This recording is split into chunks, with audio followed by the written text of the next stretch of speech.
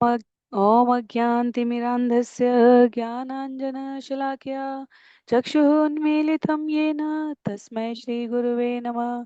जय श्री कृष्ण चैतन्य प्रभु नित्यानंद, श्री अद्वैत गदाधर श्रीवासादि गौर भक्तवृंद। हरे कृष्णा कृष्णा कृष्णा हरे हरे, हरे राम राम राम हरे हरे।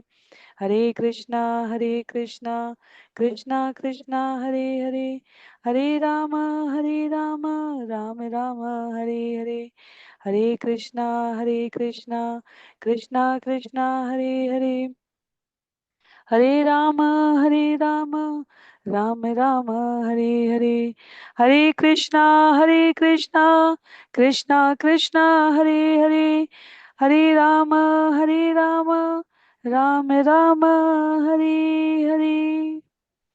हरे कृष्णा। सभी भक्तों को सादर प्रणाम। चैतन्य चरितामृत सत्र 191 में सभी भक्तों का स्वागत है। हम सभी यहाँ पर कृष्णदास कविराज गोस्वामी द्वारा लिखित एवं भक्ति वेदांत स्वामी श्रील प्रभुपाद द्वारा तात्पर्य सहित विवेचित चैतन्य चरितामृत पुस्तक को श्रवण कर रहे हैं, जहाँ अंत लीला अध्याय संख्या 20, जो संपूर्ण चैतन्य चरितामृत का अंतिम अध्याय है, शिक्षाष्टकम की प्रार्थनाएं 151 छंद वाले इस अध्याय के 5वें भाग में हम सभी शिक्षाष्टकम के 8 छंदों का विवरण, जो प्रथम 69 छंदों में दिया गया है, उसके अंतिम भाग में आज सभी श्रवण करेंगे।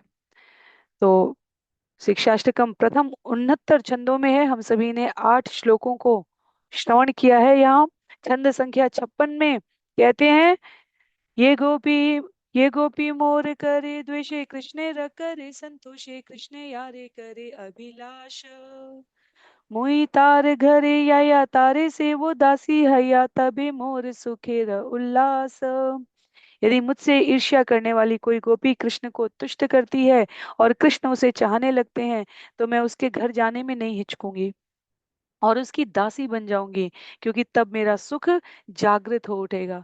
विषय यहाँ पर भक्त के रूप में भक्त शिरोमणि श्रीमती राधा रानी किस प्रकार मार्गदर्शन करती हैं भक्त के रूप में व्यवहार का, उसका दर्शन करा रहे हैं श्री चैतन्य महाप्रभु अपने शब्दों में। कृष्ण के सुख में मेरे जीवन का परम सुख है, कृष्ण के आश्रय में मेरे जीवन का परम आश्रय है, श्रीमती राधा रानी कहती हैं यहाँ पर। और हमने पिछले सत्र से इस विषय को यहाँ पर आगे श्रवण करने का, पठन करने का प्रयास किया है, जहाँ परम समर्पण के साथ भगवान के साथ संबंध बनाने वाले 5 प्रत्यक्ष रसों में से एक, चाहे अर्जुन के रूप में, सुदामा के रूप में, चाहे माता कुंती के रूप में, चाहे हनुमान जी के रूप में, चाहे सुखदेव गोस्वामी, नव योगेंद्रो, सनत सनंदन सनातन सनत कुमारों के शांत रस के भाव में, चाहे मैया यशोदानंद बाबा के वात्सल्य भाव में, और चाहे यहाँ श्रीमती राधा रानी और परम गोपियां माधुर्य रस की पराकाष्ठा में कह रही हूँ।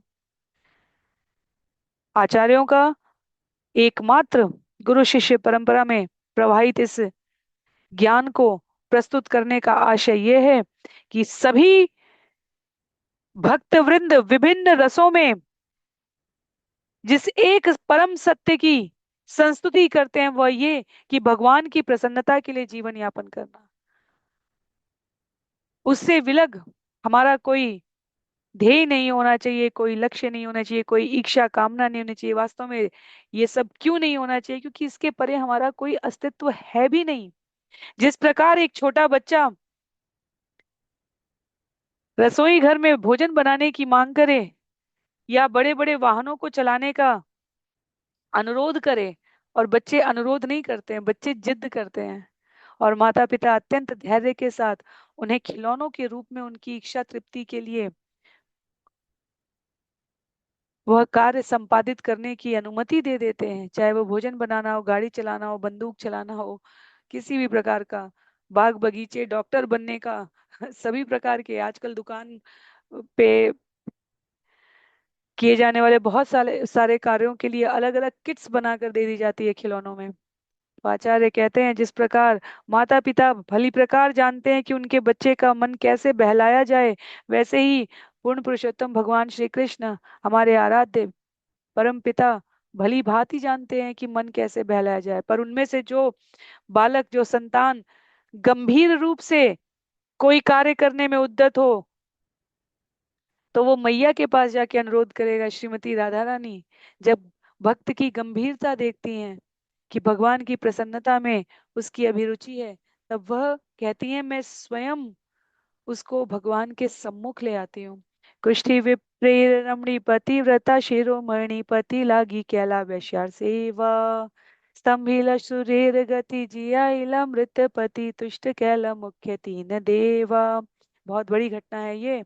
कुष्ठ रोग से पीड़ित ब्राह्मण की पत्नी ने अपने पति को तुष्ट करने के लिए एक नगर वधु की सेवा करके अपने आप को सर्वश्रेष्ठ सती के रूप में प्रकट किया। इस तरह उसने सूर्य की गति रोक दी, अपने मृत पति को जीवित किया और तीन प्रमुख देवताओं को तुष्ट किया था।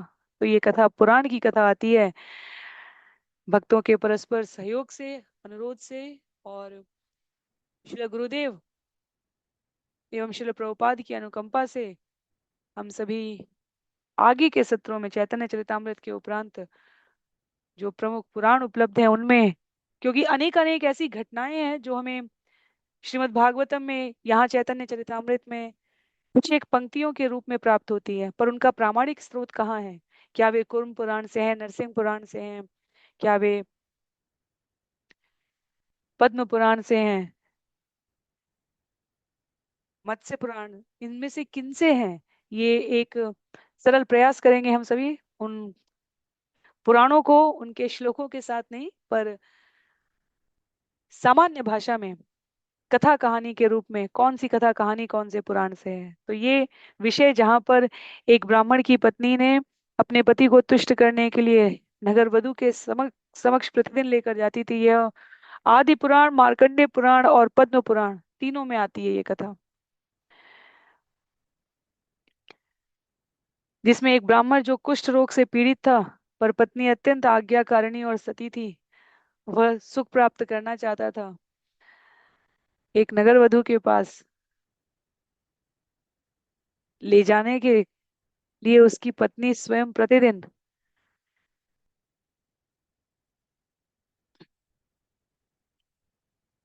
प्रस्तुत होती थी। श्रील प्रभुपाद तात्पर्य में कहते हैं यहाँ पर,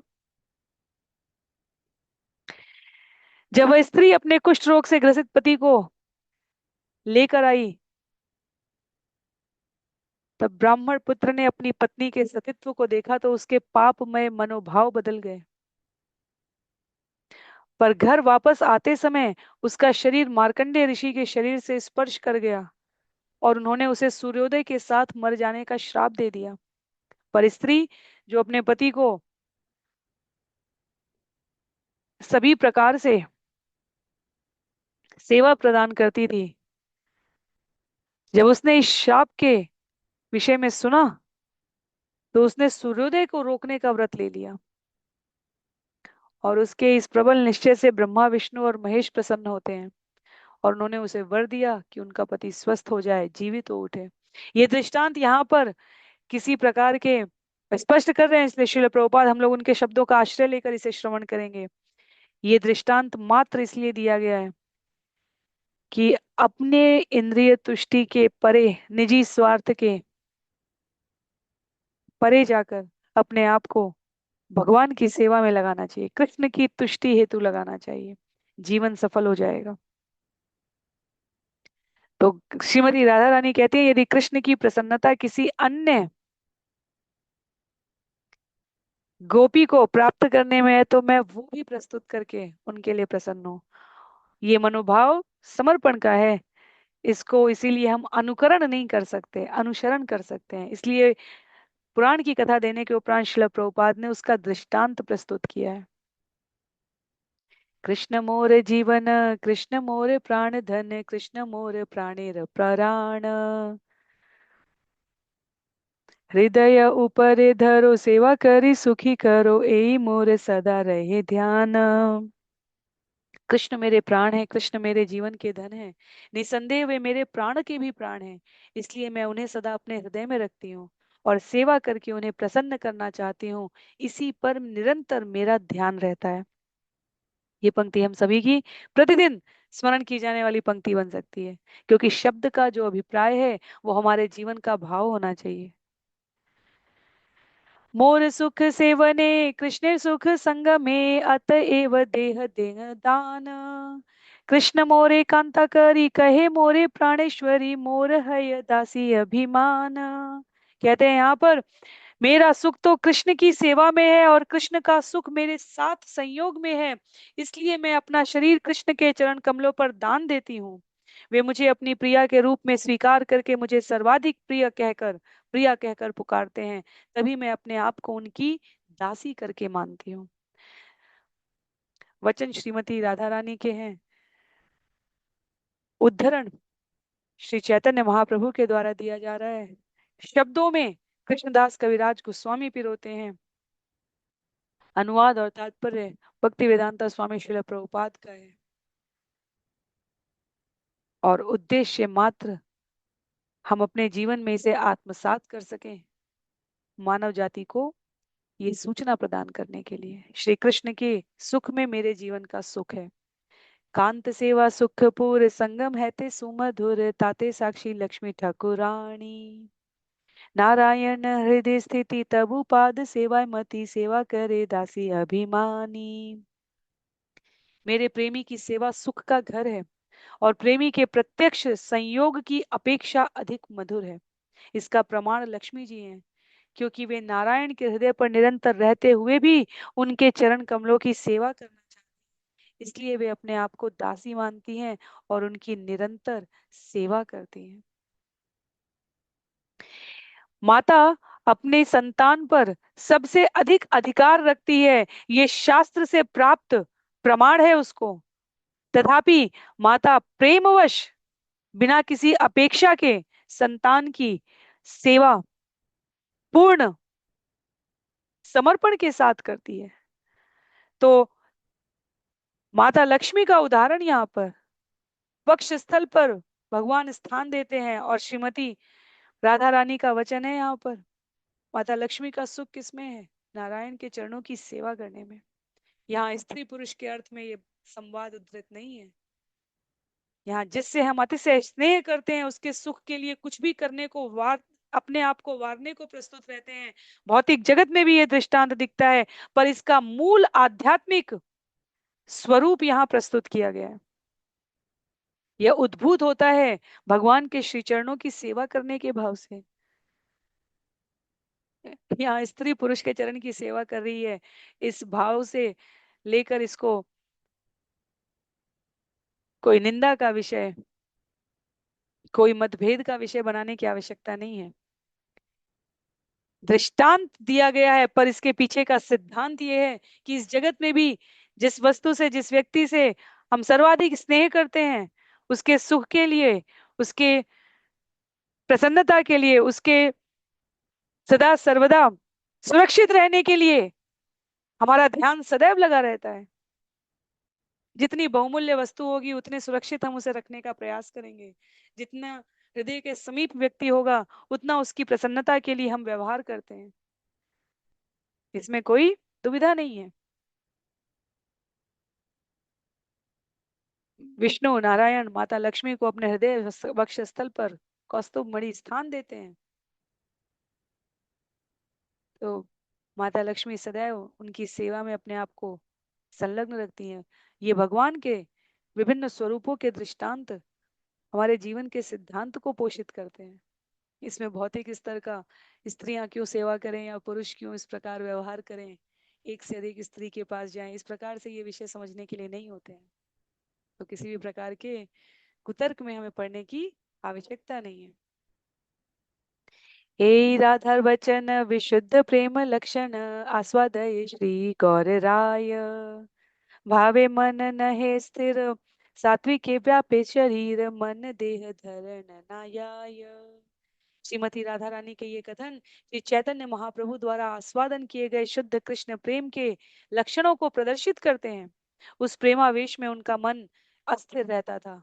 उनके सारे शरीर में दिव्य प्रेम के विकार व्याप्त हो जाते थे और वे अपने शरीर तथा मन को धारण नहीं कर पाते थे।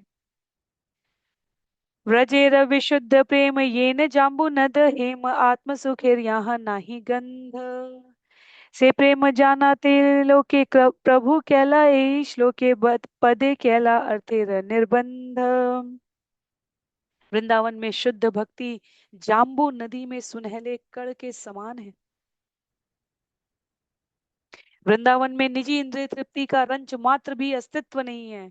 ऐसे ही शुद्ध प्रेम को इस भौतिक जगत में विज्ञापित करने हेतु श्री चैतन्य महाप्रभु ने पिछला श्लोक लिखा और उसकी व्याख्या की है। तो श्लोक संख्या 47 जो कि शिक्षाष्टकम का 8वां श्लोक है। श्रील प्रभुपाद कहते हैं, आश्लिष्य वा पाद रताम पिनष्टु माम, चाहे मुझे चरणों की धूलि के समान रौंद दें या अपने वक्षस्थल पर स्वीकार करें, जैसी कृष्ण की इच्छा है वैसी करें, पर वो मेरे परम आराध्य हैं। यहाँ आचार्यों की जिन श्रृंखला को हम इन चित्रों में देख रहे हैं, पंच तत्व से उनके नीचे हम देख सकते हैं हमारे षट गोस्वामी हैं। इन सब ने अपने जीवन में इन शिक्षाओं को आत्मसात करके व्यवहार किया है। इसलिए शुद्ध प्रेम को इस जगत भौतिक जगत में कैसे विज्ञापित किया जा सके जिसमें निजी इंद्रिय तृप्ति का रंच मात्र भी अस्तित्व नहीं है, कहते हैं श्री चैतन्य महाप्रभु। इसलिए उन्होंने शिक्षाष्टकम का यह 8वां श्लोक आश्लिष्यवा पादरताम पिनष्टुमाम लिखा है, क्योंकि इसमें निजी इंद्रिय तृप्ति की रंच मात्र भी कामना नहीं है। छंद संख्या 63 में, हे मत महाप्रभु भावाविष्ट हैया प्रलाप करीला तत तत श्लोक पढ़िया। इस तरह प्रेमावेश से अभिभूत होकर श्री चैतन्य महाप्रभु ने उन्मत्त की तरह बोलकर उपयुक्त श्लोक सुनाए। पूर्वे अष्ट श्लोक करी लोके शिक्षा दीला से ही अष्ट श्लोकेर अर्थ आपने आस्वादीला। कहते हैं कृष्णदास कविराज गोस्वामी महाप्रभु ने पहले इन 8 श्लोकों की रचना सामान्य जनों को शिक्षा देने के लिए की थी। अब उन्होंने स्वयं इन श्लोकों के अर्थ का आस्वादन किया है और जिन्हें शिक्षाष्टकम कहा जाता है। तो इस प्रकार हमने चैतन्य चरितामृत के संपूर्ण 62 अध्यायों के अंत में इस अंतिम अध्याय अंत लीला के 20वें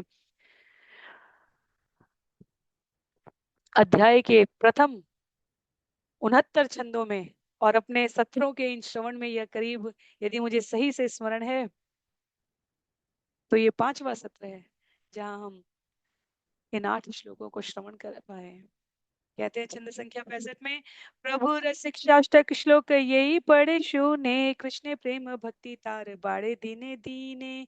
यदि कोई व्यक्ति श्री चैतन्य महाप्रभु द्वारा लिखित इन शिक्षाष्टकम के श्लोकों को सुनाता या सुनता है तो कृष्ण के प्रति उसका प्रेमावेश तथा भक्ति दिन प्रतिदिन बढ़ती चली जाती है। यद्यपि यह प्रभु कोटि समुद्र गंभीर नाना भाव चंद्रोदय है न स्थिर। यद्यपि श्री चैतन्य महाप्रभु करोड़ों समुद्र के समान गहन तथा गंभीर हैं, किंतु जब उनके विविध भावों का चंद्रमा उदित होता है तब वे अस्थिर हो जाते हैं। तो भक्ति वेदांता स्वामी श्रील प्रभुपाद द्वारा प्रतिदिन हरिनाम जप करने से पूर्व शिक्षाष्टकम के 8 श्लोकों का वाचन करने की अपने शिष्यों को, अनुयायियों को, समस्त मानव जाति को जो निर्देश है उसका लक्ष्य ये है। यदि महाप्रभु द्वारा लिखित अपने समस्त ज्ञान को गंगा में प्रवाहित कर दिया था चैतन्य महाप्रभु ने, वो ज्ञान निस्सार है जो भगवत भक्ति के प्रति प्रेरित न कर सके, पर शिक्षाष्टकम के ये 8 श्लोक समस्त ज्ञान का सार है। कहते हैं चैतन्य महाप्रभु द्वारा लिखित इन शिक्षाष्टकम श्लोकों को जो सुनाता या सुनता है, कृष्ण के प्रति उसका प्रेमावेश तथा भक्ति दिन प्रतिदिन बढ़ती जाती है। इन वचनों पर हमारा असीम विश्वास होना चाहिए। प्रतिदिन हमें शिक्षाष्टकम के ये श्लोक श्रवणात्मक का प्रयास करना चाहिए। ये श्लोक जय देव भागवते रायर नाटक ये आर कर्णामृते से भावे श्लोक करिया पठने से भावावेश करे न आस्वादने। अब यहाँ पर चैतन्य चरितामृत को एक प्रकार से विराम दे रहे हैं कृष्णदास कविराज गोस्वामी। कृष्णदास कविराज गोस्वामी ने चैतन्य महाप्रभु के इस धराधाम से इस स्वरूप में लीला समापन को उद्धृत नहीं किया है और इसलिए एक प्रकार से यहाँ इस लीला का पटाक्षेप कर रहे हैं। कहते हैं जब जब श्री चैतन्य महाप्रभु जयदेव कृत गीत गोविंद को, श्रीमद् भागवतम को, रामानंद राय कृत जगन्नाथ वल्लभ नाटक को, विल्व मंगल ठाकुर कृत कृष्ण कर्णामृत के श्लोकों को पढ़ते, तब तब वे उन श्लोकों के भाव से अभिभूत हो उठते और इस तरह वे उनके तात्पर्यों का आस्वादन करते। द्वादश वत्सर एचे दशा रात्रि दीने, कृष्ण रस आस्वादय दुई बंधु सने। श्री चैतन्य महाप्रभु 12 वर्षों तक रात दिन ऐसी अवस्था में रहे। उन्होंने अपने दोनों मित्रों के साथ उन श्लोकों के अर्थ का आस्वादन किया जो कृष्ण भावनामृत के दिव्य आनंद तथा रस के अतिरिक्त अन्य कुछ भी नहीं। 69 श्लोक जो शिक्षाष्टकम से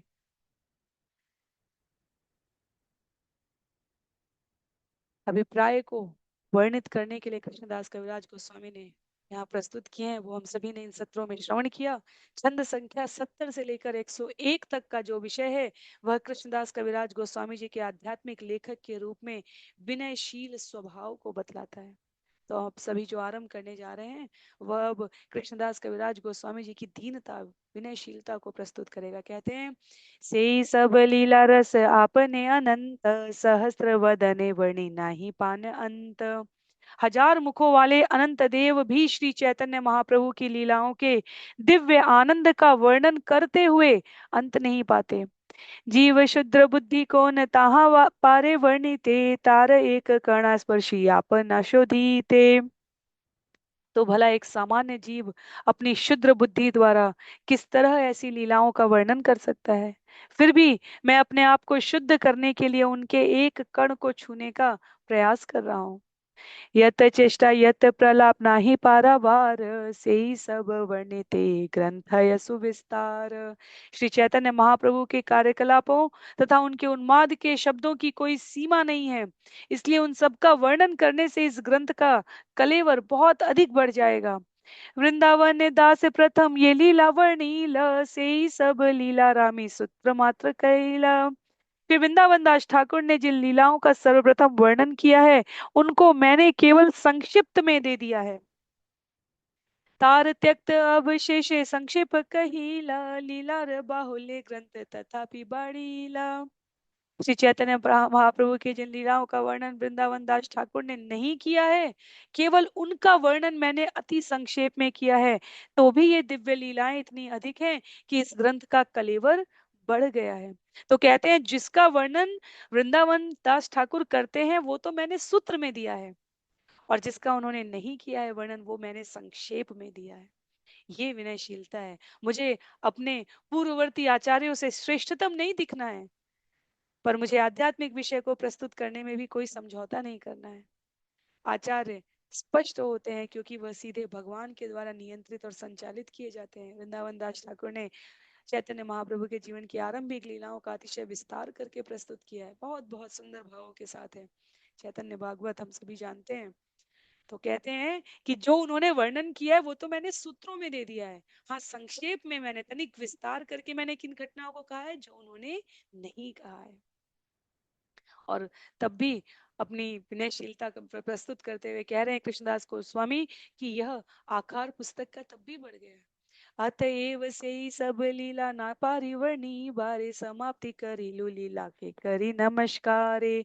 चूंकि सारी लीलाओं का विस्तार से वर्णन कर पाना असंभव है, इसलिए मैं यह वर्णन यहाँ समाप्त करूंगा और उन लीलाओं को सादर नमस्कार करूंगा। ये किचु कहिलु एई दिग्दर्शन, एई अनुसारे हबे तार आस्वादन। मैंने जो कुछ कहा है वो मात्र संकेत है, किंतु इस संकेत का अनुसरण करने पर मनुष्य श्री चैतन्य महाप्रभु की सारी लीलाओं का आस्वादन कर सकता है। प्रभुर गंभीर लीला ना पारी बुझीते, बुद्धि प्रवेश नाही ताते ना पारी वर्णीते। मैं श्री चैतन्य महाप्रभु की अत्यंत गंभीर तथा अर्थपूर्ण लीलाओं को नहीं समझ सकता, मेरी बुद्धि उनमें प्रवेश नहीं कर सकती, इसलिए मैं उनका उचित रीति से वर्णन नहीं कर सकता। सब श्रोता वैष्णवेर वंदी आचरण, चैतन्य चरित्र वर्णन कैलु समापनु। अपने समस्त वैष्णव पाठकों के चरण कमलों में सादर नमस्कार करके मैं श्री चैतन्य महाप्रभु के चरित्र का यह वर्णन समाप्त करूंगा। आकाश अनंत ताते याचे पक्षी गण, यार यत शक्ति तत करे आरोहण।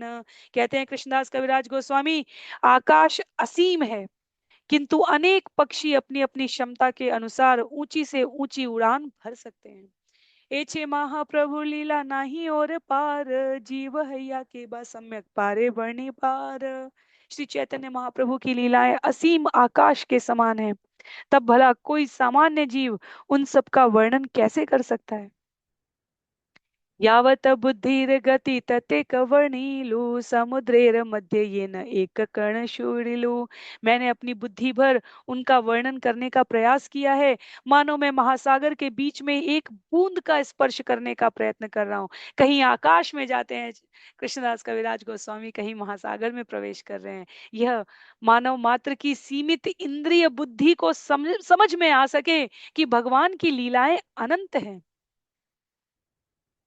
निस्सीम है, हमारी कल्पना के परे है। इसलिए कहते हैं आकाश असीम है, पर अपनी अपनी क्षमता के अनुसार पक्षी उड़ान भर सकते हैं। महासागर अत्यंत विशाल है, अपने समस्त संसाधनों से, 2-3 सत्र पूर्व भी मैंने ये कहा था, अपने समस्त संसाधनों के विस्तार से भी अभी एक महासागर की एक गहराई के समस्त रहस्यों को मनुष्य ढूंढ नहीं पाया है और ढूंढ पाएगा भी नहीं।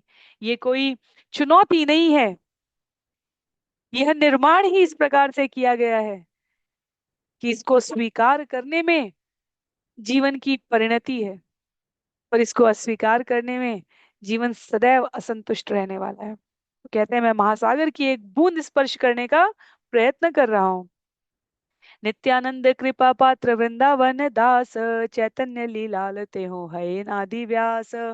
पुनः पूर्ववर्ती गुरु वृंद के चरण में वंदन करते हुए कृष्णदास कविराज गोस्वामी कहते हैं, वृंदावन दास ठाकुर श्री नित्यानंद प्रभु के प्रिय भक्त हैं, अतएव वे श्री चैतन्य महाप्रभु की लीलाओं का वर्णन करने में आदि व्यास देव है। शिला भक्ति सिद्धांत सरस्वती ठाकुर के वचनों को उद्धृत करते हैं। यहाँ पर शिला प्रभुपाद सूचित करते हैं कि वृंदावन दास ठाकुर के बाद के सारे लेखक जो कि श्री चैतन्य महाप्रभु के शुद्ध भक्त हैं, जिन्होंने महाप्रभु के कार्यकलापों का वर्णन करने का प्रयास किया है, वास्तव में वे सभी व्यास सदृश माने जाने चाहिए। निश्चित रूप से श्री वृंदावन दास ठाकुर व्यासदेव यहाँ कहे जा रहे हैं कृष्णदास कविराज गोस्वामी द्वारा। तथापि भक्ति सिद्धांत सरस्वती ठाकुर का कहना है कि आचार्य कभी भी अपने आप को व्यास के समक्ष नहीं कहेंगे, पर व्यास सदृश माने जाने चाहिए, क्योंकि सारे भक्त चैतन्य महाप्रभु की लीलाओं का वर्णन उनके पद चिन्हों का अनुसरण करते हुए कर रहे हैं, इसलिए वे भी व्यासदेव कहलाए जाने चाहिए। प्रामाणिक गुरु भी, जब हम व्यास आसन कहते हैं, उसके आधार पर शिल भक्ति सिद्धांत सरस्वती ठाकुर यहाँ सूचित करते हैं, और भक्ति वेदांता स्वामी शिल प्रभुपाद हम सभी को बतलाने का प्रयास कर रहे हैं। प्रामाणिक गुरु भी व्यास का प्रतिनिधि होने के कारण व्यास कहलाता है। ऐसे गुरु के जन्मदिन की पूजा करना व्यास पूजा कहलाता है। तार आगे यद्यपि सब लीलार भंडार, तथापि अल्पवर्णिया छाड़ी लेना आर। यद्यपि वृंदावन दास ठाकुर के पास अपनी सीमाओं के अंतर्गत श्री चैतन्य महाप्रभु की लीलाओं का पूरा पूरा भंडार था, किंतु उन्होंने अधिकांश को छोड़कर केवल अल्पांश का वर्णन किया है। कृष्णदास कविराज गोस्वामी कहते हैं, ऐ किछु वर्णिलु सेह संक्षेप करिया, लिखिते ना पारें तबु राखी आचिन लिखिया। क्यों किया है ऐसा? क्योंकि नित्य नंद प्रभु की अनुकंपा से वृंदावन दास ठाकुर भगवान की आरंभिक लीलाओं में स्वयं को निमग्न कर चुके थे, और मैंने जिस अंश का वर्णन किया है वह वृंदावन दास ठाकुर द्वारा छोड़ दिया गया था, किंतु उन्होंने इन लीलाओं का वर्णन न करने पर भी हमें एक सारांश दिया है। चैतन्य मंगल लेते हो लिखी अच्छे स्थाने स्थाने से ही वचन शुक से ही परम प्रमाणे। उन्होंने चैतन्य मंगल, जो चैतन्य भागवत कही गई है, हमने इन नामों के स्थानांतरण को श्रवण किया था कि ऐसा क्यों हुआ। उस पुस्तक में अनेक स्थलों पर इन लीलाओं का वर्णन किया है। मैं अपने पाठकों से अनुरोध करता हूँ कि वे इस पुस्तक को सुने, क्योंकि यह सर्वश्रेष्ठ प्रमाण है। कृष्णदास कविराज गोस्वामी वृंदावन दास ठाकुर के बाद आए हैं, और ऐसा नहीं था कि कृष्णदास कविराज गोस्वामी अत्यधिक प्रसिद्ध हो गए और फिर किसी, जैसे वर्तमान में होता है वैसे, फिर किसी आने वाले नए लेखक की पुस्तक को कह रहे हो कि आप सभी इसे पढ़े। नहीं, वो कहते हैं मेरे से पहले वृंदावन दास ठाकुर जिस पुस्तक को लिख कर गए हैं वो अत्यंत प्रामाणिक है। आप सभी उसको श्रवण और पठन करें। इसलिए आज के सत्र में विशेष रूप से इन गुरु शिष्यों परंपरा में प्रस्तुत आचार्यों को यहाँ पुनः पुनः दिखलाने का प्रयास है। आध्यात्मिक जगत में दीनता और विनम्रता सबसे बड़ा आभूषण है। भौतिक जगत में दीनता और विनम्रता अनेकों बार हमें कथित रूप से अनेकों प्रकार की समस्याओं में डाल सकती है। और विचार करके देखें तो भौतिक जगत में जब तक व्यक्ति स्वयं ना कहे कि मैं ये हूं, ऐसा दर्शन और प्रदर्शन ना प्रस्तुत करे, तब तक उसे अनेकों बार तिरस्कार का भी सामना करना पड़ सकता है। जहां आध्यात्मिक जगत कहता है मैं कुछ नहीं हूं का भाव से अपना सर्वस्व समर्पण भगवान के श्री चरणों में होना चाहिए, भौतिक जगत में जीने का आधार ही है कि मैं कुछ हूं। तो ये स्थानांतरण हमारे लिए इतना सरल नहीं है। पर इन गुरु शिष्य परंपरा में यहाँ दिख रहे आचार्यों को स्मरण करके उनके श्री चरणों में अपने समस्त प्रकार के कलमशों को छोड़ने का संकल्प लेकर हम सभी पुस्तक में वर्णित भगवान की इन लीलाओं को श्रवण और पठन करके अपने जीवन में भक्ति को साधने के लिए आचरण में, आचार में इस प्रचार को धारण कर सकें। इसलिए कहते हैं यहाँ पर कृष्णदास कविराज गोस्वामी, संक्षेपे कहिलो विस्तार नाया कथने, विस्तारिया वेद व्यास करी वर्णने। मैंने बहुत ही संक्षेप में लीलाओं का विस्तार वर्णन किया है, क्योंकि उनका पूरी तरह से वर्णन कर पाना मेरे लिए संभव संभव नहीं है। किंतु भविष्य में वेद व्यास उनका विस्तार से वर्णन करेंगे। चैतन्य मंगल यहाँ लिखी आछे स्थाने स्थाने, सत्य कहे नागे व्यास करी वर्णने। चैतन्य मंगल में श्रील वृंदावन दास ठाकुर ने अनेक स्थानों पर यह यथार्थ सत्य लिखा है कि भविष्य में व्यासदेव इनका विस्तार से वर्णन करेंगे। इसलिए भक्ति सिद्धांत सरस्वती ठाकुर कहते हैं कि जिसने भी चैतन्य चरितामृत ने ही भगवान की लीलाओं को आगे भगवान की परंपरा में वर्णित किया है, वो सभी व्यासदेव की प्रतिनिधि हैं। इसलिए गुरु शिष्य परंपरा में जो कोई भी शुद्ध भक्त है, जो कोई भी चैतन्य महाप्रभु की लीलाओं का वर्णन कर रहा है, जो कोई भी चैतन्य महाप्रभु के हरे नाम का नगरे नगरे ग्रामे ग्रामे प्रचार करने का प्रयास कर रहा है, वह व्यासदेव का प्रतिनिधि समझा जाता है। भक्ति सिद्धांत सरस्वती ठाकुर का कथन है ये। गुरु शिष्य परंपरा में शुद्ध भक्त महाप्रभु की लीलाओं का वर्णन कर रहा है, वो व्यास देव का प्रतिनिधि है। क्योंकि उद्देश्य क्या है? चैतन्य लीलामृत सिंधु दुग्धाब्धि समान, तृष्णारु रूप झारी भरी तैहो कैला पान। श्री चैतन्य महाप्रभु की अमृतमयी लीलाओं का सागर क्षीर सागर के समान है। वृंदावन दास ठाकुर ने अपनी तृष्णा के अनुसार अपनी झारी पात्र भरी और उस सागर से पान किया है। तार झारी शेषामृत किछु मोरे दीला, तते के भरीला पेट तृष्णा मोर गेला। वृंदावन दास ठाकुर ने जो भी दुग्ध उच्चिष्ट रूप में मेरे लिए छोड़ा है, वह मेरा पेट भरने के लिए पर्याप्त है। अब मेरी तृष्णा पूरी तरह से बुझ गई है। कृष्णदास कविराज गोस्वामी अपने आप को समर्पित कर रहे हैं इस लेखन को गुरु वृंद के श्री चरणों में, भगवान के श्री चरणों में। आमी अति शुद्र जीव पक्षी रांगा टूनी, से तृष्णाय पिए समुद्रेर पानी, त्याचे आमी एक कळ छुड़ी लुली लार, ए दृष्टांते जानी प्रभु लीलार विस्तार। क्या कहते हैं अपने बारे में? मैं तो छोटी लाल चोंच वाले पक्षी की तरह एक नगण्य जीव हूँ। जिस तरह यह पक्षी अपनी तृष्णा बुझाने के लिए समुद्र का जल पीता है, उसी तरह मैंने श्री चैतन्य महाप्रभु की लीलाओं के समुद्र में से केवल एक बूंद जल का स्पर्श किया है। इस उदाहरण से आप सभी समझ सकते हैं कि श्री चैतन्य महाप्रभु की लीलाएं कितनी अपार विस्तीर्ण है। आमे लिखी यही मिथ्या करी अनुमान, आमा शरीर काष्ठ पुतली समान। मैं यह निष्कर्ष निकालूं कि मैंने लिखा है तो ये गलत ज्ञान है, क्योंकि मेरा शरीर तो कठपुतली के समान है। वृद्ध जरा तुर आमी अंध बधिर, हस्तहाले मनोबुद्धि नेह मोर स्थिर। मैं वृद्ध हो गया हूँ और असामर्थ्य से सताया हुआ हूँ। मैं लगभग अंधा तथा बहरा हूँ। मेरे हाथ कांपते हैं और मेरे मन तथा बुद्धि अस्थिर है। नाना रोग ग्रस्त चलते वसी तेना पारी, पंच रोग पीड़ा व्याकुल रात्रि दीने मारी। अनेक रोगों से ग्रस्त होने के कारण न तो मैं ठीक से चल पाता हूँ, न ठीक से बैठ पाता हूँ। मैं सदैव 5 प्रकार के रोगों से व्याकुल रहता हूँ। मैं दिन या रात में किसी भी समय मर सकता हूँ। और वास्तव में यदि मुझे सही से स्मरण है तो करीब 99 वर्ष की अवस्था में कृष्णदास कविराज गोस्वामी ने इस ग्रंथ को लिखना आरंभ किया है। हमारी हमारी कल्पना से भी परे की बात है। 99 वर्ष की अवस्था में उन्होंने लिखना, इसलिए वह समय समय पर पुनः पुनः स्वयं को और पाठकों को स्मरण कराते रहते हैं कि मैं वृद्ध हूँ, जराग्रस्त हूँ, मैं ये ग्रंथ पूरा कर पाऊंगा भी या नहीं, इसकी कोई स्थिर गति मेरे मस्तिष्क में नहीं है। वो कहते हैं 5 प्रकार के, सदैव 5 प्रकार के रोगों से व्याकुल, ये तो हमारे कल्मश और विकारों को बताता है। पर वास्तव में शरीर रूप में उनकी आयु अत्यधिक क्षीण थी, इसलिए वो कहते हैं मैं तो किसी भी समय जा सकता हूँ। पूर्वे ग्रंथे इहा करी याची निवेदन, तथापि लिखी यीशु न इहा र कारण। तो वो कहते हैं जो हमने अभी अभी स्मरण करने का प्रयास किया, आदि लीला में भी मध्य लीला में भी स्थान स्थान पर हमें स्मरण कराते रहे कृष्णदास कविराज गोस्वामी की मेरे जाने का समय कभी भी आ सकता है। मैं पहले ही अपनी असमर्थताओं का लेखा जोखा दे चुका हूं, किंतु फिर भी मैं लिख रहा हूं। इसका कारण आप लोग कृपया सुने। क्या है वो कारण?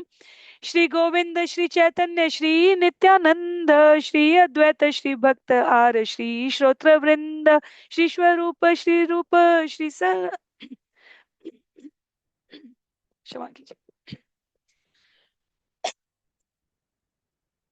श्री स्वरूप श्री रूप श्री सनातन श्री रघुनाथ दास श्री गुरु श्री जीव चरण, इहा सब चरण कृपा लिखाय हमारे, आर एक है ते हो करी अति कृपा करे।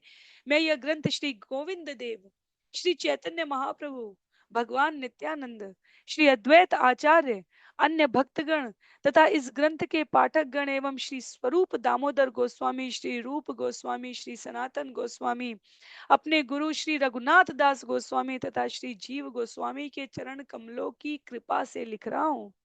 एक अन्य परम पुरुष ने भी मुझ पर विशेष कृपा की है। श्री मदन गोपाल मोरे लिखा आज्ञा करी, कही ते न हुआ तबु रही ते न पारी। वृंदावन के श्री मदन मोहन अर्चा विग्रह ने मुझे आदेश दिया, जिसके कारण मैं यह ग्रंथ लिखने को बाध्य हुआ हूँ। यद्यपि इसको प्रकट नहीं करना चाहिए था क्योंकि मैं, किंतु मैं अब प्रकट कर रहा हूँ क्योंकि मैं मौन नहीं रह सकता। ना कहिले हय मोर कृतघ्नता दोष, दंभ करी बलि श्रोता ना करी हरोष। यदि मैं इस बात को प्रकट न करता तो मैं भगवान के प्रति अकृतज्ञता का दोषी होता। इसलिए हे पाठकों, आप लोग मुझे अधिक गर्वित मानकर मुझ पर रुष्ट ना होए। ये पिछले 5 छंद हमारे लिए कृष्णदास कविराज गोस्वामी की विनयशीलता का परिष्कृत अति उत्कृष्ट उदाहरण है। कथा आती है कृष्णदास कविराज गोस्वामी जी से तत्कालीन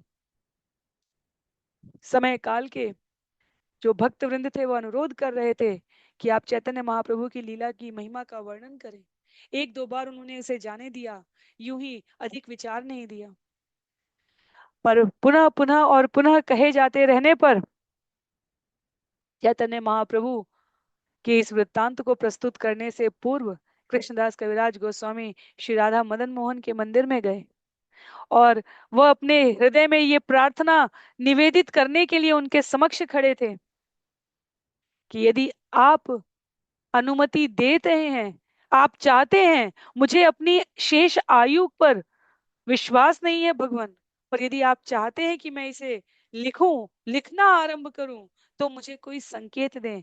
और ये हृदय में प्रार्थना करके उन्होंने प्रणाम किया था और राधा मदन मोहन की माला उनके ऊपर गिरी है। उस माला को अपने हृदय का जो उन्होंने भाव व्यक्त किया था उस आदेश मानकर अपने मस्तक पर उसे सुशोभित करके कृष्णदास कविराज गोस्वामी ने ये लेखन आरंभ किया है। इसलिए वो कहते हैं यदि मैं बताता हूं तो इसे आप मेरा दंभ अभिमान न माने श्रोतागण, लेकिन यदि मैं नहीं बताता हूं तो ये भगवान की कृपा के प्रति अकृतज्ञता होगी। इसलिए दोनों ही स्थितियां मेरे लिए उचित नहीं है। मैं आपके समक्ष निवेदित कर देता हूं कि ये भगवत कृपा के लिए मैंने उनसे प्रार्थना की थी, तो उन्होंने मुझे संकेत किया है, और इसे मैं आपके समक्ष प्रस्तुत कर रहा हूं, तो इसे मेरा कोई दंभ अभिमान न समझे। पर यदि मैं नहीं प्रस्तुत करूंगा तो भगवान भक्तों पर किस प्रकार से कृपा करते हैं। प्रतिदिन हम सभी अपने जीवन में अपने हृदय में स्थित भगवान से संवाद करने का यदि अभ्यास आरंभ कर दें, तो ये भगवत कृपा भगवान अनेक अनेक साधकों के भक्तों के जीवन में दिखाते हैं। हमें इन पर विश्वास होना चाहिए। कृष्णदास कविराज गोस्वामी कहते हैं, आप श्रोतागण मुझे गर्वित मानकर मुझ पर रुष्ट न हों। आज के सत्र के लिए हम सभी स्मरण रखें, ये अध्याय यहाँ पर समाप्त हो रहा है। इसके लिए एक और सत्र की आवश्यकता रहेगी। इस संपूर्ण चैतन्य चरितामृत के लिए एक और सत्र की आवश्यकता रहेगी। और सत्रों के इस क्रम में, क्रमबद्ध अध्ययन में, वह संभवतः अगला सत्र हमारा अंतिम सत्र रहेगा, जहां 102 से लेकर 151 तक अंत लीला के संक्षिप्त प्रस्तुतिकरण का और उपसंहार का उल्लेख है। अंतिम श्लोक आज के लिए श्लोक संख्या 101, जहां कृष्णदास कविराज गोस्वामी अपने श्रोताओं से कहते हैं, तोमा सबार चरण धुनि करी नु वंदन, ताते चैतन लीला है लये किछु लिखन। क्योंकि मैंने आप सबों के चरण कमलों की वंदना की है, इसलिए मैंने श्री चैतन्य महाप्रभु के विषय में जो कुछ लिखा है वह संभव हो पाया है। और इसलिए छंद संख्या 71 से लेकर, क्षमा कीजिए, 70 से लेकर 101 तक का विषय, यह कृष्णदास कविराज गोस्वामी जी के आध्यात्मिक लेखक के रूप में विनयशील स्वभाव को प्रस्तुत करता है। तो आज के सत्र को हम सभी यहीं पर समाप्त करेंगे। सभी को बहुत बहुत आभार। कृष्णदास कविराज गोस्वामी जी की जय, चैतन्य महाप्रभु की जय, श्री चैतन्य चरितामृत की जय, श्रील प्रभुपाद की जय, श्रील गुरुदेव की जय, अनंत कोटि वैष्णव वृंद की जय। नित्यानंद प्रभु जो हम सभी को आश्रय देने वाले, आध्यात्मिक बल प्रदान करने वाले हैं, उनकी जय। हरे कृष्णा।